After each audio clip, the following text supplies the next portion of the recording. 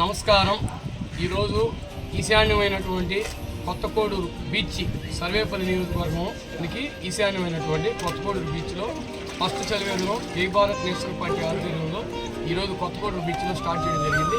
ఈ Jai Bharat national party ఆధ్వర్యంలోనే team ఆధ్వర్యంలోనే సర్వేపల్లి నియోజకవర్గం మొత్తం మినిమం ఒక 25 చలివేంద్రాలు నిర్ణయించాలని జై భారత్ నేషనల్ పార్టీ తోటపల్లి మండల టీం కానీ ముసుకూరు అన్ని పొలకూరు మునుగోడు మండల టీం ఆధ్వర్యంలో అన్ని మండలాల్లో పెట్టాలని నిర్ణయించాలి.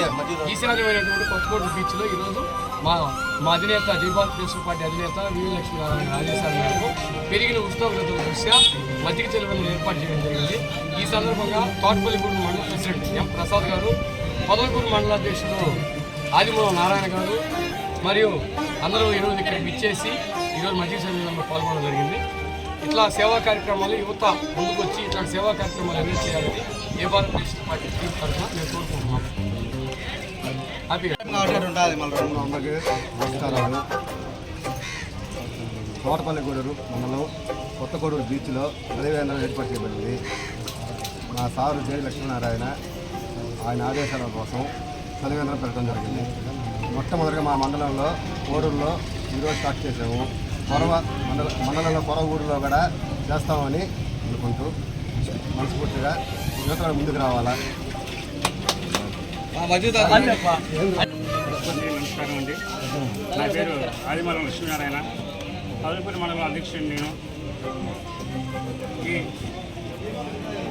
ఎండలు ఎక్కువగా ఉన్న కారణం వల్ల మన పార్టీ తరఫున నా సారు వివి లక్ష్మీనారాయణ గారి సారు ద్వారా ఈ చలివేంద్రాన్ని మనం చేస్తున్నాము. మానవ సేవే మాధవ సేవ అన్నారు. అంటే ఈ ఎండలకి అందరూ చాలా ఇబ్బంది పడుతూ ఉంటారు. వాళ్ళ గ్రాహం తీర్చేదాని కోసం ఈ చలివేంద్రాన్ని ఏర్పాటు చేస్తాం. ఈరోజు ఇక్కడ మానవ సేవే మాధవ సేవ అంటే మనం సేవ చేస్తే ఆ భగవంతుని పూజ చేసినట్టు, ఆ భగవంతుని మనం నిత్యం పూజ చేసినట్టుగా భావించుకొని ఈ ఏర్పాటును ఇక్కడ వివి లక్ష్మీనారాయణ సాగర్ ఆధ్వర్యంలో మనం ఇక్కడ జైబర్ నేషనల్ పార్టీ తరఫున మనం ఇక్కడ కోడూరు బీచ్లో ఈ ఏర్పాటు చేసాము.